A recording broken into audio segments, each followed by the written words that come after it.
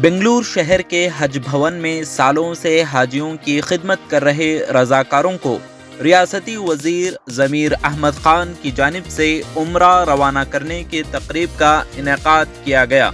پچھلے سال 2023 میں ضمیر احمد خان نے کارکنان سے وعدہ کیا تھا کہ وہ ان کو عمرہ کروائیں گے۔ اس پروگرام میں وزیر ضمیر احمد خان نے 250 رضاکاروں کو عمرہ کے لیے الوداع کیا، جنہوں نے حج بھون بنگلورو میں عازمین حج کی خدمت کی۔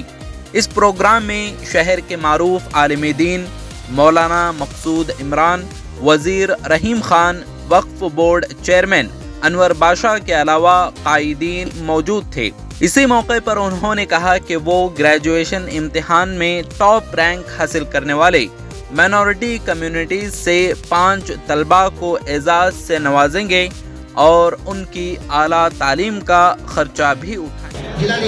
اور ایک بچہ دلی گیا تھا آنے والی تو بچے کو تمہیں طلباء سے سنمان کرو میرے طرف سے 50,000